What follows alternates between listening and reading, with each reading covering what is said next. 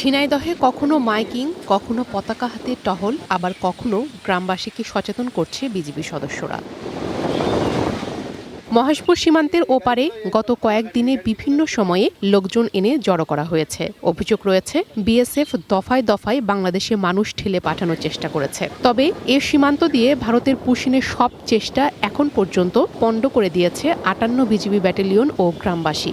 সীমান্ত এলাকায় দিনে ও রাতে বিজিবির সাথে পাহারায় রয়েছে গ্রামবাসীও। ট্রাক বোঝাই করে নিয়ে আসছিল, তারপরে ওরা পর্যাপ্ত পরিমাণ টল দেওয়ার কারণে ওরা ওটাকে প্রবেশ করতে পারে। কাটা কেটে ওরা পাচার করে দিয়েছে। এটা আমরা পুশিং হতে দেবো না। সারা রাত্রি পাহারা দিই বিজিবির সাথে, সেই যারা পুশিং যেন বিএসএফ না দিতে পারে। গত কয়েকদিনে গ্রামবাসীকে সাথে নিয়ে পুশিনের অন্তত 5টির চেষ্টা প্রতিরোধ করা হয়েছে। সীমান্তে বিজিবি টহল এবং গোয়েন্দা নজরদারি পূর্বের তুলনায় অনেক বৃদ্ধি করা হয়েছে।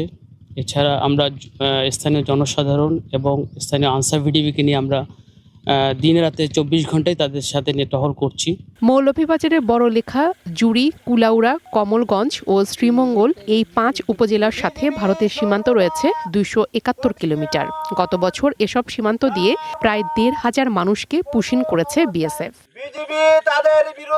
মাইকিং করে স্থানীয়দের শূন্য রেখায় প্রবেশ না করতে সচেতনতামূলক প্রচারণা চালানো হচ্ছে। অবৈধ পুশিং ঠেকাতে সর্বদা সচেষ্ট ও প্রস্তুত রয়েছে স্থানীয়রা। যে কোনো পরিস্থিতি মোকাবেলায় বিজিবির সাথে থাকার কথা জানিয়েছেন তারা। সবগুলাই আমরা প্রতিরোধ করার জন্য যতটুকু করার লাগে সবগুলাই আমরা প্রস্তুত রয়েছে। বিজিবির সাথে আমরা একমত হয়ে যেটা লাগে আমরা ওনাদেরকে সাহায্য করব। আলামত সৃষ্টি হবে সেখানেই আমরা প্রতিরোধ করব এবং সাথে সাথে বিজিবি ভাইদেরকে আমরা জানাবো।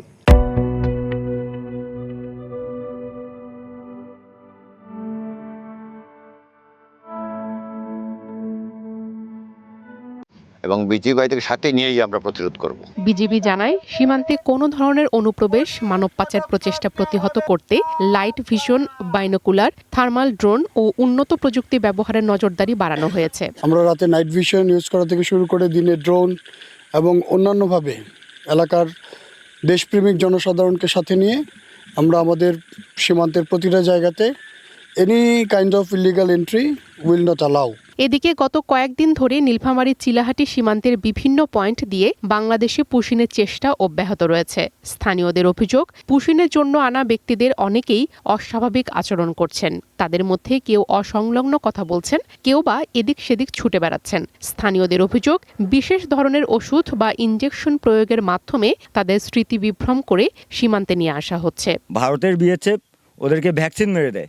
ভ্যাকসিন মেরে দিলে ওরা কিন্তু পাগল ভেসে কথা বলে, ভালো মানুষ পাগল ভেসে কথা বলে।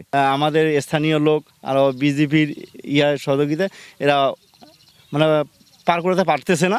ইনজেকশন সুস্থ শরীরে পুশ করলে সেই মানুষ ইমব্যালেন্স সহ নানাবিধ জটিলতা দেখা দিতে পারে এবং তা অনেক লম্বা সময় ধরে বিদ্যমান থাকতে পারে। সাতক্ষীরার নীলডুমুরের সুন্দরবন উপকূলে নদীপথে 8 থেকে 10 জুন ভোর পর্যন্ত বিএসএফ 15 থেকে 20 জনকে জড়ো করে নদীপথ সহ সীমান্তের বিভিন্ন পয়েন্টে পুশিনের চেষ্টা করে। বিজিবির তৎপরতায় সেটি সম্ভব হয়নি। রাতভর নদীপথ সহ সীমান্ত এলাকায় টহল জোরদার করা হচ্ছে। প্রিয়া কুন্ডু, ওয়ান ন্যাশনাল ডেস্ক।